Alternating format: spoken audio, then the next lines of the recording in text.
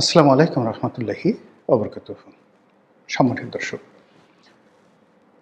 আমি যখন এই ভিডিওটি করছি তখন বাংলাদেশের রাষ্ট্রপতি জনাব শাহাবুদ্দিন চুপ্পু লন্ডনে আছেন।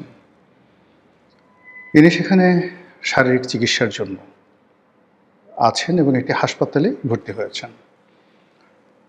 পত্রিকার খবরে যেটা দেখলাম সেটা হলো তার হার্টের একটি ব্লক ধরা পড়েছে এবং সেই ব্লক দূর করার জন্য যে স্ট্যান্টার নামক যে যন্ত্রটি সেটি সেখানে বসানো হয়েছে। আপনারা জানেন যে মানব শরীরে হার্ট, হৃদয় একটা অত্যন্ত গুরুত্বপূর্ণ অঙ্গ এবং এই হৃৎপিণ্ডের রক্ত সঞ্চালনে যদি একটু ১৯-২০ হয়, মুহূর্তের মধ্যে হার্ট স্ট্রোক করে আমাদের দেশে বহু মানুষ মারা যায়।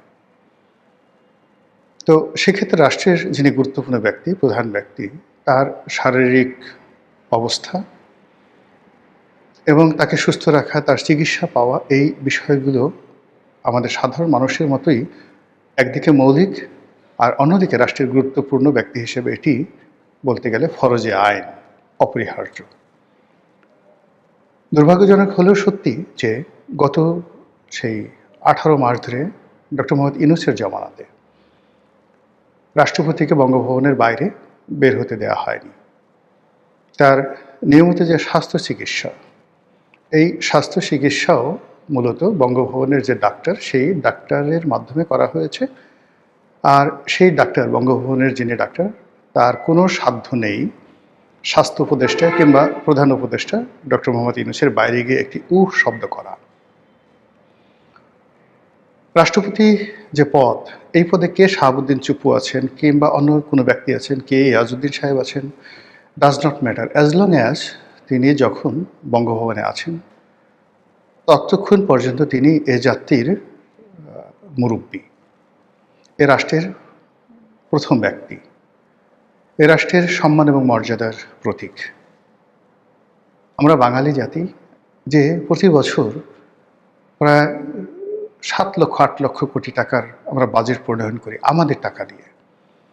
সেই টাকা দিয়ে আমরা অনেক কিছু খরচ করি, বিভিন্ন জেলাতে ডাকবাংলো রাখি, রেস্ট হাউস রাখি, দেশে বিদেশে অসংখ্য কোটি কোটি টাকা খরচ হয়। পৃথিবীর যে সকল দেশে আমাদের রাষ্ট্রদূত রয়েছেন, বাংলাদেশে দেখা গেল একজন সচিব তিনি টয়োটা করোলা গাড়ি ব্যবহার করেন, কিন্তু আমেরিকাতে, চায়নাতে, ইভেন ভুটানে আমাদের যে রাষ্ট্রদূত, সেই রাষ্ট্রদূত তাদের সম্মান এবং মর্যাদা আন্তর্জাতিক মানে রাখার জন্য আমরা তাদেরকে ডলারে বেতন দেই। আমরা তাদের ব্যবহার করার জন্য মার্সিডিস, BMW সিরিজের গাড়ি দেই এবং অন্যান্য রাষ্ট্রদূতের সঙ্গে দেখা সাক্ষাৎ করার জন্য তারা যাতে 5 স্টার হোটেলে বসে মিটিং করতে পারেন, এই জন্য তাদের বাজেট বরাদ্দ থাকে। এটা রাষ্ট্রের মান মর্যাদার ব্যাপার। অনেক রাষ্ট্র খুব বড় হয়ে যায়, যেমন কানাডা, অস্ট্রেলিয়া, তারপর ধরুন জার্মানি। তাদের যিনি সরকার প্রধান, রাষ্ট্রপ্রধান, তিনি হাতে একটা ব্যাগ নিয়ে যদি রাস্তায় হাঁটেন, সাইকেলে করে যান, এটা তাদের জন্য মানে অতিরিক্ত সম্মান বয়ে নিয়ে আসে। যেভাবে আমাদের দেশের অতি ধনী যারা মানুষজন আছেন, তারা যদি কেউ রিকশায় চড়েন, সাধারণ হোটেলে খেতে যান, সাধারণ একটি জামা কাপড় পরেন, তাহলে তার সম্মান বৃদ্ধি পায়। কিন্তু নতুন ব্যবসা শুরু করেছেন, আপনার কোনো গাড়ি নেই, রিকশায় করে আপনি একটা ব্যবসা ডিল করার জন্য আমেরিকানদের সঙ্গে বসলেন, কিংবা ধরুন আপনি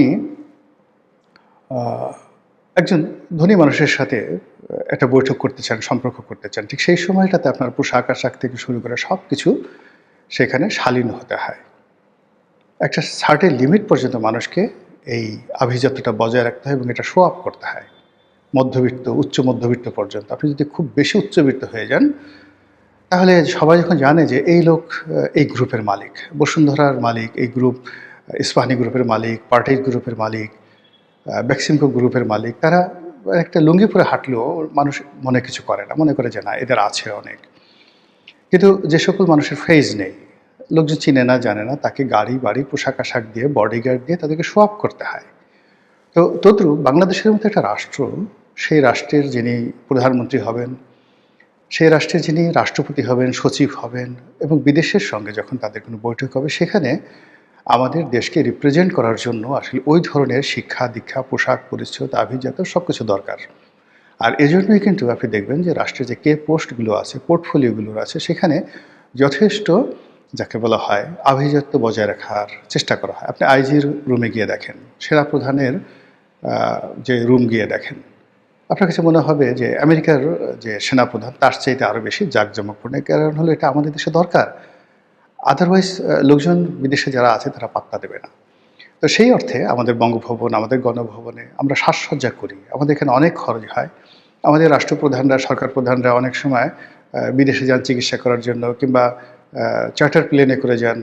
এগুলো নিয়ে অনেক আলোচনা হয়, সমালোচনা হয়। আমরা শুধুমাত্র পশ্চিমা দেশের সঙ্গে তুলনা করি। কিন্তু আমরা এটা চিন্তা করি না যে বিদেশের মাটিতে বাংলাদেশের যে রাষ্ট্রপ্রধান, সরকার প্রধান, সেক্রেটারি, নাগরিক, বাংলাদেশের পাসপোর্ট, সেখানে তারা কীভাবে এগুলোকে মূল্যায়ন করে। এটা আমরা বিচার বিশ্লেষণ করি না।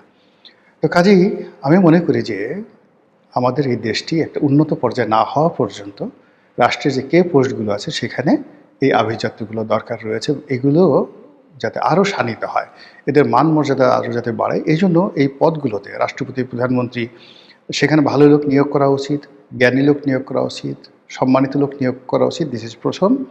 আর সেকেন্ডলি হলো যে এই পোর্টফোলিওগুলোতে যে সকল রাষ্ট্রীয় সুযোগ সুবিধা রয়েছে সেগুলো এনশিওর করা উচিত এবং কোনো অবস্থাতেই জাতিগতভাবে আমরা এই সকল পদে যারা আছে তাদেরকে অপমান আমরা করব না, করতে পারি না।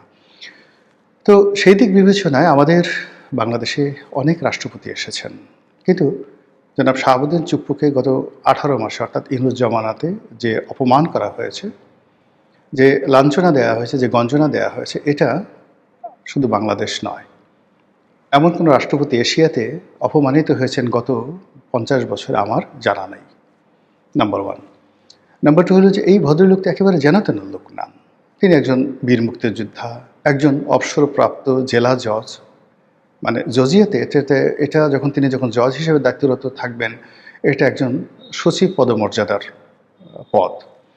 সেখান থেকে তিনি দুর্নীতি দমন কমিশনের কমিশনার হিসেবে দায়িত্ব পালন করেছেন। লেখাপড়া জানা এই মানুষটিকে রাষ্ট্রপতি হিসেবে নিয়োগ দিয়েছে আওয়ামী লীগ সরকার।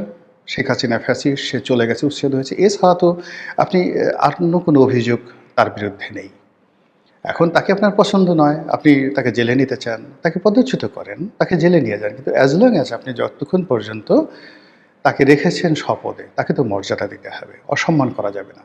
কিন্তু সেই অসম্মান, অমর্যাদা শুধু তাই নয়, তাকে ওই গারদের মধ্যে বঙ্গভবন নামক যে রাষ্ট্রপতির বাসভবন, ওটাকে রীতিমতো কারাগারে রূপান্তরিত করা হয়েছে। সেই কারাগারের মধ্যে ঢুকিয়ে যে প্রেশার দেওয়া হয়েছে, যে চাপ দেওয়া হয়েছে, যে তাপ দেওয়া হয়েছে, এতে করে এই লোকটি সেখানে হার্ট স্ট্রোক করে তিনি মারা যেতে পারতেন এবং তার চিকিৎসা দরকার। এটা আমরা অনেক সময় ঠাট্টা করেছি, মস্কারা করেছি। ইভেন এইবারে যখন তিনি লন্ডনে যাচ্ছিলেন, অনেক মানুষ বলার চেষ্টা করছে যে কেন তার এখানে যাওয়ার দরকার, তো তিনি তো এখানে এই কাজগুলো করতে পারতেন।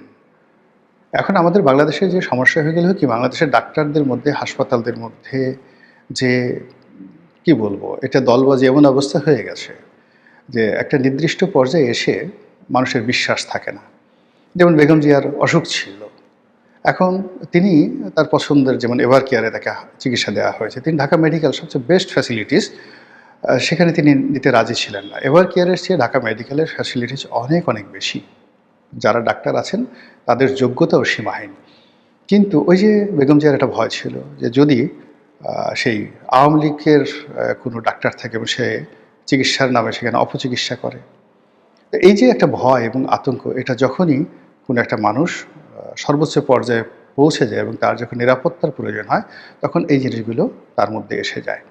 তো এই সমস্ত কারণে কি হলো, আমাদের দেশের বড় বড় মানুষ যারা আছে, যাদের মনে হয় যে তাদের অনেক শত্রু রয়েছে এবং তারা অসুস্থ হয়ে গেলে, হাসপাতালে রোটিতে গেলে তার শত্রুরা এই সুযোগ নিতে পারে, এই ভয় সাধারণ মানুষের নেই, আপনার আমার নেই। কিন্তু যারা মন্ত্রী আছেন, এমপি আছেন, বড় বড় এমপি, আবার জানাতেন এমপি না, বড় বড় এমপি, যাদের অনেক শত্রু আছে, বড় বড় ব্যবসায়ী আছে, ইভেন তার অফিসে যেমন দেখা গেল 1000 কোটি টাকার ব্যবসা, তার পার্টনার আছে, তাকে মেরে ফেলতে চায়।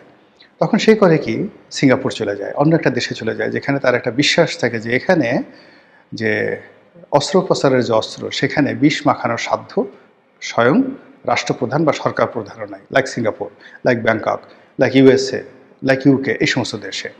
ফলে এই যে আমাদের দেশের বিভিন্ন মানুষ বিভিন্ন দেশে যায়, এটার কতগুলো মনস্তাত্ত্বিক বিষয় রয়েছে। চিকিৎসা একটা মনস্তাত্ত্বিক বিষয়। তো সেদিক থেকে রাষ্ট্রপতি যখন ইংল্যান্ডে গেলেন, তখন সবাই ঠাট্টা করেছেন, মস্করা করেছেন যে কী দরকার ছিল একটা আবর্জনাকে টানার। শেখ হাসিনার একটা আবর্জনা, সেটাকে আমরা এখনও মাথায় করে ঘুরছি। কিন্তু যখন সেখানে চিকিৎসা করার পরে দেখা গেল যে ইংল্যান্ডের হাসপাতালে তার হার্টে ব্লক ধরা পড়েছে, এবং সেই হার্টের ব্লক নিয়েই তিনি এতদিন এই দুর্বিষহ জীবনযাপন করছেন বঙ্গভবনের মধ্যে। যদি ধরুন যখন বাইরে এনসিপির লোকজন, ইনকলাব মঞ্চ, অন্যান্য যে বিভিন্ন সংগঠন আছে, তারা রাষ্ট্রপতির ওই রাষ্ট্রপতি ভবন ঘেরাও করেছিল, ঠিক ওইরকম অবস্থায় যাদের হার্টের ব্লক আছে, কিংবা যাদের ব্লকের অপারেশন হয়েছে, হার্ট অপারেশন হয়েছে, যাদের পেস মেকার লাগানো আছে, এরকম একজন মানুষ হিসেবে যদি আপনি আমার এই জিনিসটি দেখেন, একবার একটু কল্পনা করেন তো এরকম অবস্থায় আপনি পড়লে আপনার কেমন লাগতো? এখন আপনি যত খারাপ হন না কেন, কিন্তু আপনার তো স্ত্রী আছে, আপনার সন্তান সন্ততির সব কিছু আছে, যারা আপনাকে অনেক অনেক ভালোবাসে। তো কাজেই এই যে ভালোবাসার যে মানুষগুলো আছে, সেই ভালোবাসার মানুষগুলোকে যদি আপনাকে আশ্রয় দিতে হয়, প্রশ্রয় দিতে হয়, সেই ভালোবাসার মানুষজন আপনার অবর্তমানে আপনাকে নিয়ে কাঁদবে। পৃথিবীর সবচেয়ে ডাকাত যে মানুষটি, তারও স্ত্রী তার জন্য কাঁদে, তার স্ত্রী তাকে নিয়ে ভালোবাসে। তদ্রূপ রাষ্ট্রপতির যারা সন্তান আছেন, নাতি আছে, পুতি আছে, স্ত্রী আছে, আত্মীয় স্বজন, ভাই বোন আছে, তো তাদের কাছে তো তিনি রাষ্ট্রপতি নন, তিনি একজন চুপ্পু, তিনি একজন মানুষ। সেই মানুষটি সেই বুকের ব্যথা নিয়ে, ব্যামো নিয়ে এই 2 বছর যাবৎ সে কার্যত বন্দি অবস্থায় ছিল নূর সাহেবের জমানাতে। এখন এটাকে তার নিয়তির ফল বলবেন, ডক্টর মোহাম্মদ ইউনূসের নিষ্ঠুরতা বলবেন, অভদ্রতা বলবেন, নাকি আমাদের বাঙালি জাতির যে চিরাচরিত কালচার, সেই চিরাচরিত কালচার অনুযায়ী আমরা সবসময় মানুষকে যাকে বলা হয় ছোট করি, মানুষকে কষ্ট দিয়ে আনন্দ পাই, মানুষকে গালাগাল করে আনন্দ পাই, সেই রকম। মহান আল্লাহ আমাদের সবাইকে হেদায়েত দান করুন।